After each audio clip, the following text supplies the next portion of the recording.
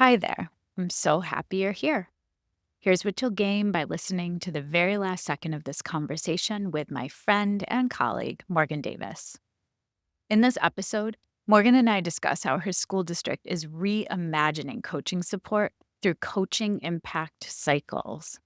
These cycles are a blend of learning labs, research based practices, and team coaching that emphasizes inquiry, vulnerability, and continuous learning. You'll learn why team coaching notes can be a powerful tool for collective growth, why creating spaces for authentic teacher collaboration doesn't always require heavy structure, and why the most effective coaching structures maintain a spirit of inquiry rather than showcasing perfection. Stay with us. I am so excited to have you join our conversation. This is Solutions Coaching and Teaching Strategies, the podcast that extends education beyond the classroom. A show that offers educators and caregivers strategies to try right away and ensure every student receives the inspiration and support they need to thrive. I am Olivia Wall, and I am so happy to be back with my friend and colleague, Morgan Davis. Morgan always introduces herself as the teacher's teacher and coach's coach. And Morgan, I know we've had several conversations. You are one of my go-to people when it comes to thought partnership, coaching, pushing me along. Listeners, if you haven't met Morgan yet, it's critical you know that she is with Jeffco Public Schools. Jeffco serves around 81,000 students across 166 buildings, which is incredible. Um, our conversation today is going to focus, Morgan. I follow you on social, of course, and you posted a couple of reels about a week ago around coaching impact cycles, and I thought, "Oh, this hits. This is exactly what I'm leaning on right now with coaching coaches and coaching cycles or labs." So I'm excited to have this conversation with you. Before we jump in, what's a research piece of research or a researcher who is a researcher that you're leaning on lately? Yeah, so I have had the privilege of being a part of this larger coaching community with as many schools as we have in our district. We have a huge coaching community. So a quick shout out to my coaches, Katie and Vicky, who continue to bring us back to Ron Richards' Cultures of Thinking and Action. And so as we started to launch these coaching, what they're calling coach impact circles, they keep bringing us back to the idea that if we want classrooms to be thinking spaces. We have to create thinking spaces for the adults in our buildings as well. And they talk about, or Ron in this book talks about inquiry based conversations where teachers work to make meaning together, and um, that should feel really authentic, and it shouldn't feel like a manufactured experience. It really should be the kind of work we need to do in order to step back into our classrooms as better teachers for the students that we serve. So I'm Amazing. leaning quite a bit on even just the first chapter. You know me, I get to the first chapter and I stop because it's so good. Yeah. Yeah. Yeah. Yeah. That's again, that resonates so strongly because even last week, I was facilitating learning labs at a high school, and one of the exit ticket responses said, "We need more choice. We need more inquiry-based lab experiences where Yeah. we're circling up with folks that have common interests, common topics that we want to Yeah. study." So can you define for us what is a coaching impact cycle or circle? Yeah. So I actually had to reach out to Vicky last night because I was like, help me understand why you called it this. And we have a strong history of um, studying coaching models in our district. And so we've definitely anchored to Jim Knight's impact cycle. And so I reached out to Vicky and I said, tell me why it's called that. And one of the things they talked about when we first launched these was they wanted to bring together some of the best things we've done in the past. So, yes, our study of Jim Knight. We used to at one point do communities of practice that were coach led. What was tricky about those is just like as teachers, when they come to professional development, if we ask teachers to be in charge of that, they often can't be present in both roles, right? Like to be So learner true. and presenter or Yeah. learner and facilitator or collaborator and facilitator is often really difficult. So um, they decided this year to have them run by or facilitated by central leadership. And we Oh, also have a interesting. history in our district of learning about learning labs from Sam Bennett. She was with our district a few years ago. And so they wanted to kind of meld all those things together and name it something that could allow it to become what it needed to be.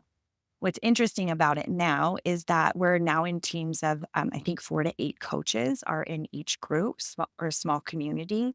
And the work is starting to look very much like learning labs. So we're anchoring to research. And um, in a few weeks, I have a group of, I think, 6 coaches coming out to observe me doing something and trying on what we'll talk about in a little bit, the risk that I'm taking. So it is starting to look very much like learning labs. Um, and it still has this sort of organic feel that it will become whatever it needs to be to serve the coaches in the room. So I'm super excited about it. It's something that anchors me back to a time that kind of reignited my passion for coaching, which was when we had Sam out. So um, we'll see. We're a few months in at this point. So Well, what's always really helpful for me as a learner is to go from my known to new.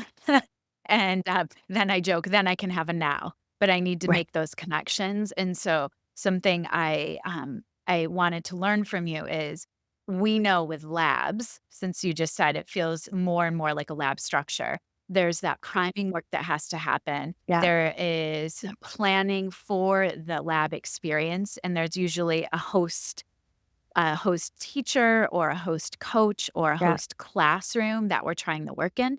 And then based on that, we plan moving forward and perhaps even have a second dose in that space or with the coach. So, what are the similarities you're feeling with this experience that resonate lab?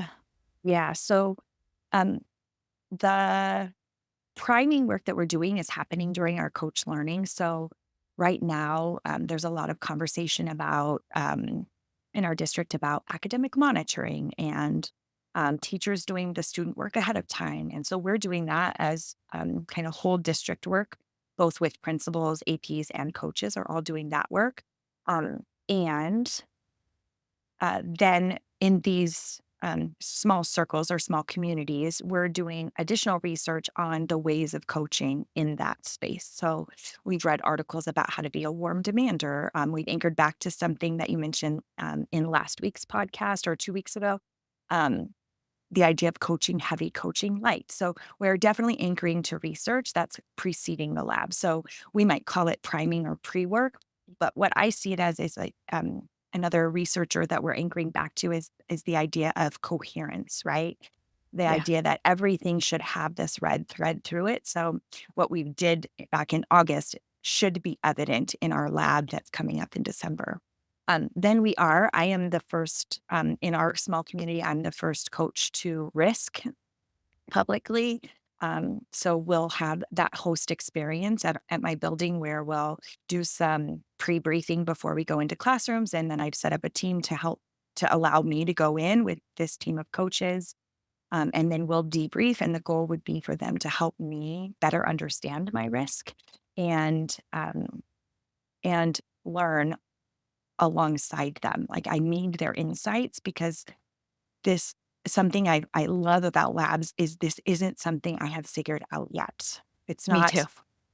It's not something that I have all the answers to. And it was a really big distinction that we made. Went to kind of a pre-planning meeting for these impact circles. And one of the things that I felt really strongly about was they made the distinction between we're not coming to observe effective coaches. What we're coming to observe is effective practice.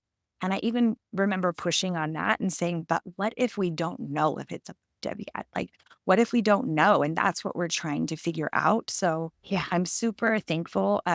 Katie is my PLC coach and my professional learning coach, and she's the facilitator of the lab. So she came out and we did some pre work, her and I, which is similar to what we do with the teacher who was hosting a lab, right? Yeah. So she's doing some pre coaching with me.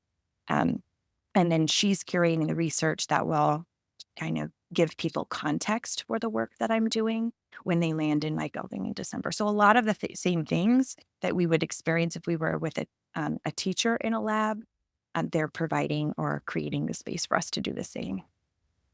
You just really hit home for me of why our work must be grounded in inquiry. That sense of curiosity. And I know that's something that we both believe to be true so deeply. And again, last week, a teacher said, I want this experience to be where we are doing something really well and we want to showcase and have people come see the work that's happening.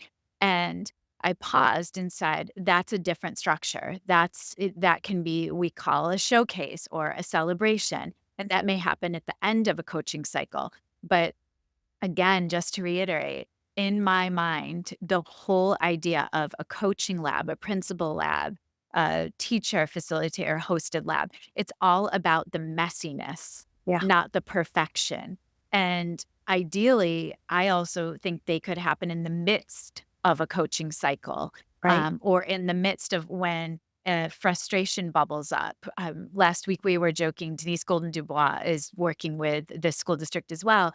And I adore something she said a long time ago. If something's frustrating you in the classroom, make it a target. Make it a target. And I think of that. I don't see concerns about kids or concerns with teachers as negative. I think to me, it's, oh, wow, this is a possibility that we can try to figure out the why behind Right. what's going on Right. and keep asking the questions behind the questions. So, Morgan, you're hosting. Yeah. What's your risk? What do you wanna try? So one of the things I think we talked about on our last episode together was this idea that they're wanting to increase the volume of time that admin and coaches are spending in classrooms.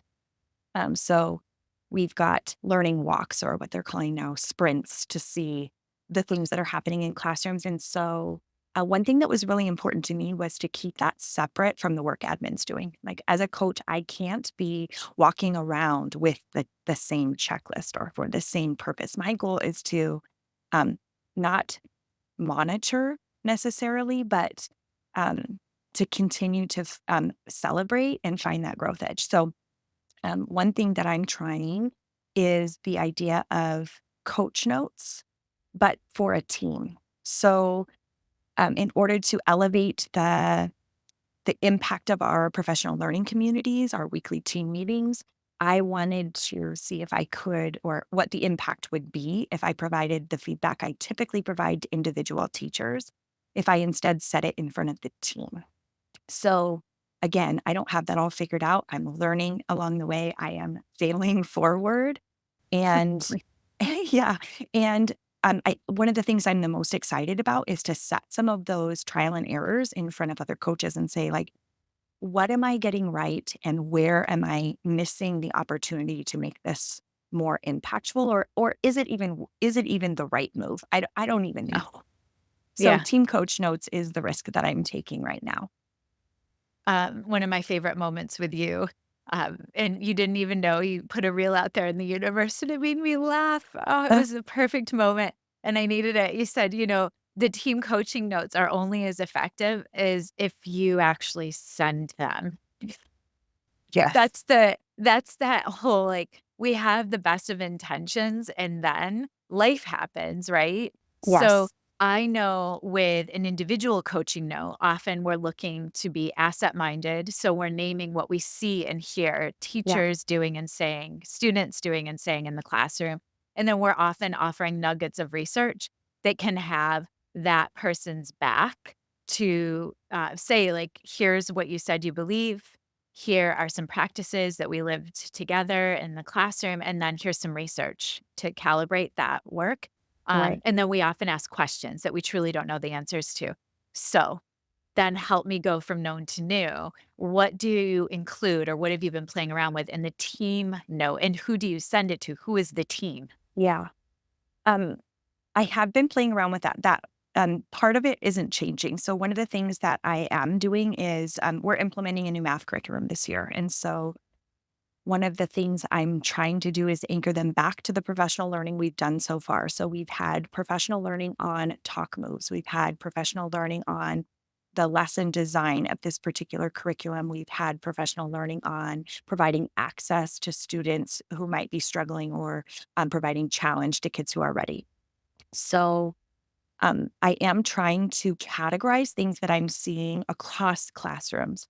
So instead of saying, this is what it looked like and sounded like in your classroom, I'm anonymously saying, this is what it looked like and sounded like in classrooms at your grade level or among your Oh, team. I love that. So the teacher said and the students responded. Or one thing I'm trying to get better at is to name the student impact. So this is what the teacher did, and this is what then I saw students do. It's tricky to do that if you don't go in with that lens, but that was Yeah. just this last week, or just, Monday this last week. That was the work I was doing to kind of improve this practice among other coaches. So, the same sort of thing as I'm hoping to do with them later this in December is to get their insight and where am I missing the mark? And that was one, was that student impact piece. So, the anchor to research is a little bit more implicit in these coach notes because I want to keep them really brief. Yeah. So the anchor back is to the professional development we've had. So I might categorize a particular group of looks and sounds like as talk moves, so that it's bringing them back to that PD that we've done in the past. And then I've included some wonders, and I was originally trained through cognitive coaching, and so I lean on the reflecting nap questions of their acronym is DOCS. Like, what decisions were you making before the lesson or in the moment? What are you noticing about students or other teachers in the classroom, other adults that you're working with, or who are working with students? And then the C is for compare. So decisions, others, and compare. So how did this lesson compare to the design that was in the curriculum, or how did it compare to what you hadn't planned for? So I'm kind of Wow. leaving them with these kind of open-ended questions for reflection that they can then consider before they come back to our team meeting or PLC. And then the part that I'm really not sure about is our district also has a focus right now on bite-sized feedback, right? So what is the Okay. next step? So I phrased these as, here's a trend I noticed across the classrooms, and here's how PLC could support this. So I noticed a trend that pacing might be a struggle. Warm-ups were lasting anywhere from 10 to 30 minutes, or I noticed that a few of you were running out of time at the end of the lesson. So pacing is something we could work on, and here's how PLC could support that. I did that, and have also been playing around with how to do that because of the instance where I forgot to send the coach note. So I walked into this team and they were talking very, very pointedly about the two things that I had mentioned in my note. I had mentioned two next steps that we could grapple with together that I thought might be a struggle. And they were talking about those two things. And I said, okay, pause for a second. I just got here. So I just want to make sure before we go any further, has everybody read my note? Just to make sure that we were all calibrated. And they said, what note? And I was like, the note that I sent the other day. And they were like, started scrolling back through their emails. You didn't send a note. Oh, Morgan. And so, like, in my mind, I'm wondering how we got to this place where they knew what my notes said Yeah. and I didn't even send it. So It's now amazing. something that I understand, well, first of all, teachers are amazing, right? Like, Yes. what I learned from this experience is that maybe all they need is time and space to have the reflective conversation. Maybe those few kickoff questions are enough for us to get to next steps if we have time and an anchor experience. So this team, I had observed them all teaching the same lesson. And so they had this similar experience, and they had a little bit of time between my observation or my time in their classroom and our debrief. So they had already started talking to each other in between. Like, those are all Yeah. the conditions for true collaboration. Yeah. And so I'm like, those are things I'm still trying to figure out. So I'm kind of changing that section of the coach notes, Okay. tweaking it, and like, what is it what happens if I do it this way? Or what's the impact to the team if I ask this question or format it this way? Or in the one I'm going to do tomorrow, I left that completely off. I want to see if just time and space with those reflective questions is enough to get us to a next step. So, So that portion of our conversation, I think I will be rewatching over and over and over because you just offered about 15 different strategies that completely make sense to me. And also, they're nuggets of what I am trying right now. And yeah, so it's like I'm walking in your mind, you're walking in my mind, yeah, of just the that's what I love about necessity. this. Yeah, it's amazing Yeah, to me of how our universes are constantly threaded together when we don't even know it. yes, Because I felt compelled as well. If I am not going to share the coaching notes, the individualized coaching notes with admin, and I want that trust and vulnerability to be able to be true at that level, I still need to offer the principals and the district leadership a brushstroke or a broad lens of the patterns I'm seeing. So yeah, I was playing around. I hadn't called it a team coaching note, but I was playing around with a debrief note. And so after a week of coaching cycles, I have been sending the leadership team a debriefing note that I break down with the 4 T's. And yeah, so here are the teachers that I served. Here are the topics that we studied together and discussed. Here are the tasks that we tried together that aligned with those topics. And here's how we played with our time. Here's the time allotted. Um, but then I've also been communicating these are patterns that I saw across the right, district or across the building.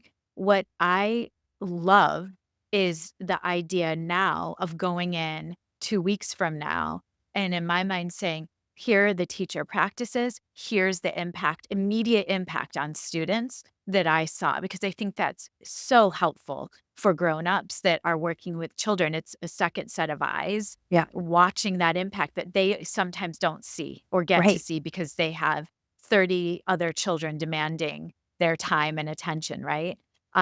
So that's profound. And I am so grateful because I always offer transcripts and I get feedback often that people love to have the transcripts out while they're watching or for professional learning. So everything you just shared, Morgan, I think will have a ripple effect for many coaches across the world to be able to play with this.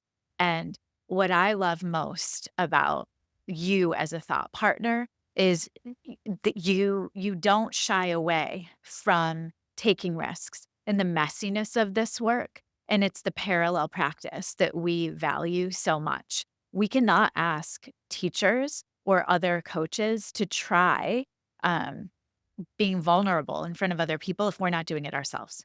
And that's a huge part of this. So, outside of making sure you send the coaching note, and, I think also having grace with yourself and celebrating teachers are amazing. So, they were already doing The that are hard work amazing. Yep. because they just needed time. They needed time Yes. to collaborate and talk that wasn't governed by someone else telling them what to talk Yep. about. Um, what else have you learned? What are a couple of takeaways so far from this experience that you could illuminate for us? Yeah. I think something that I'm still grappling with, something I'm still hoping to learn out of this um is what is the impact to our team time? Because right now it's feeling very self-serving. I'm trying something new to see if I can identify the impact. And so asking for 10 minutes in our team time to debrief this note feels very self serving right now because I'm trying to see what the impact is to teachers. So I can't quite name what these 10 minutes will net back to the team in front of me. Right. Okay. Yeah. Um, and every team is different. So the first note that I sent was very light. It was all celebration and a few guiding questions. You heard me say that's the one I'm going to do again tomorrow because I just want another crack at that. Like as light as I can make this, um, I want to try to say less so we can reflect more. if that makes sense. So I'm trying to It does. get it down to, instead of, sometimes I can go on and on. So if the same is true in my coach notes. So instead of elaborating and adding on and let me try adding this or doing that, I'm trying to take away as much as I can to get to the impact that I want, which is teachers, number one, seeing that not just the 10 minutes we're spending in professional learning communities talking about your lesson, but the 75 minutes that we spend every week together really does make a difference for kids. It Yeah. really does. And I think teachers understand that. And I want it to be visible. I want it to not just be implied of our time together. So I'm trying to do that kind of minimalistic shrinking of the note before I start adding anything new. Yeah. Um, so I'm still sort of grappling with that. The second team that I did this with had actually asked if we could do a lab, an upcoming lab. And so my goal in going into all their classrooms was to get kind of what Carrie was talking about a few weeks ago. The idea of I needed the reality, right? I needed that. Yes. I needed to understand what was happening in their Yes. classrooms based on what they named as their problem of practice so that I could better name the target for our lab or offer a few targets. So the other thing I'm learning is how these coach notes fit in with the other structures for coaching. So how do they fit into one-on-one coaching cycles, right? I'm in a few one-on-one coaching cycles. So those teachers are getting individual feedback as well as team feedback. So I'm kind of learning how those play together. I'm learning how these team cycles are feeding back to our whole group professional development structure. So it's informing me what might be our next steps for our upcoming professional learning as an entire staff. And then this team that's asking for labs is actually inspiring another round of labs or a series of labs that we all do again in the winter. Likely, they haven't completely nailed this down yet, but in the winter we might do another series like we did last year. And so this is also helping me to start prime that work. So what will the targets be? What might the topics be that teachers can then choose which lab fits them best? So I'm getting a lot of data right now. And again, that goes back to it feeling very self-serving. So my goal in the next few weeks is to learn as much as I can. And I love this opportunity to invite the coaching community in and say, again, where am I getting this right and what isn't? What am I missing? I feel like I'm missing the big picture, or some of the details as well. So inviting the coaching community in to help me do that so that I can turn it back um, to the service of teachers and make that part visible. It's just hard to handle all that all at the same time, and I It is. certainly don't have it all figured out yet. So I appreciate the opportunity to talk more Yeah. about And it. I think too, you said in the beginning of our conversation, it's so challenging. It's so difficult to be a facilitator and a learner at the Yeah, same time. yeah, And so I want to then circle back to the two coaches that are facilitating this experience for you.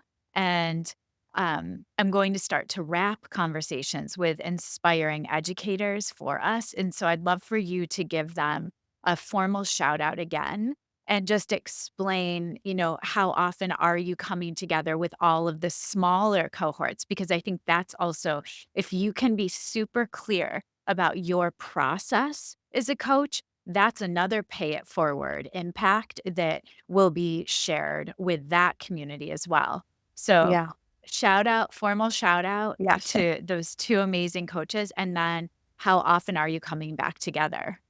Yeah, so a huge shout out to Katie and Vicky. They have had different roles. Vicky is a specialist. I first started working with her. I've actually known her for a very long time. We were in our master's program together. But her expertise really is in learning labs. And then Katie's expertise is in PLC. And they kind of this year fallen under this larger umbrella in our district of professional learning coaches. So what I love about that is we've got a diverse group um, of perspectives coming together to build experiences for coaches so that it's not all about PLCs or it's not all about learning labs. It's really like the best of all of it. It's So amazing. really huge shout out to them. What I love about the work we'll meet, I believe we'll come together 3 times, including my lab in December.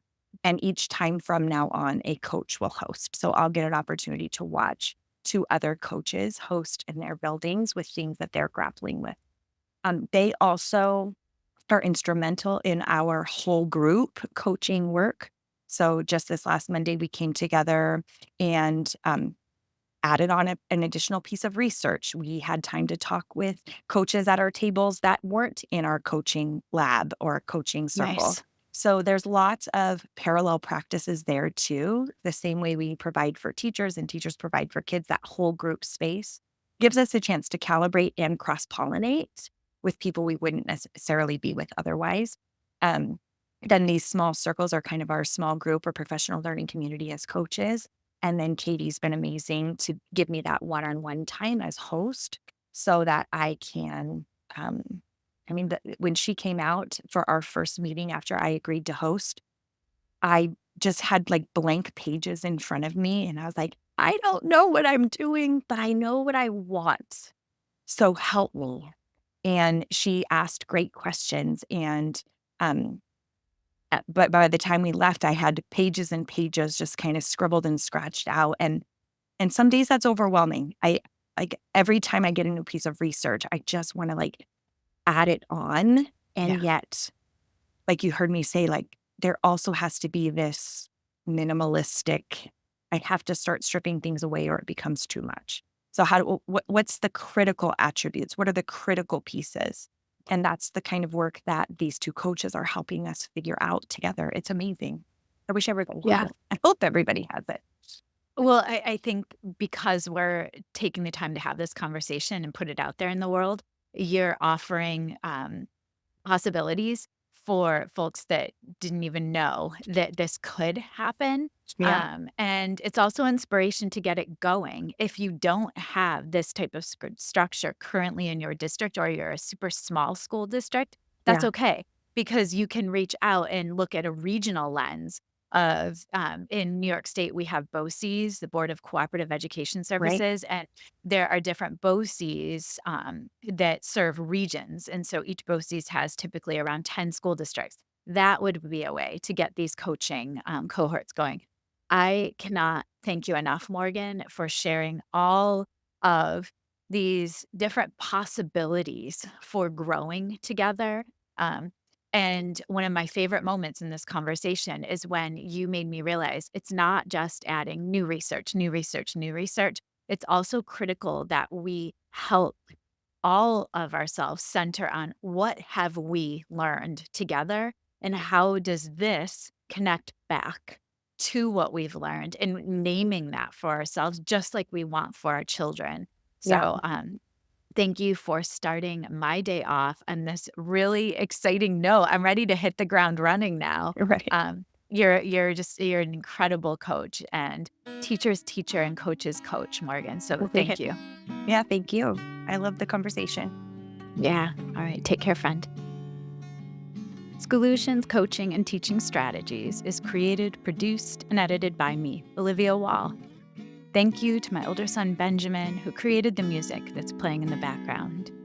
You can follow and listen to Schoolutions wherever you get your podcasts, or subscribe to never miss an episode and watch on YouTube. Thank you to my guest, Morgan Davis, for sharing how her school district is reimagining coaching support through Coaching Impact Cycles. Now, I'd love to hear from you.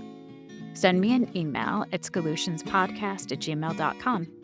Let me know what tools you use to measure collective growth, how your district carves time for reflection, and how you maintain a spirit of inquiry rather than always trying to showcase perfection.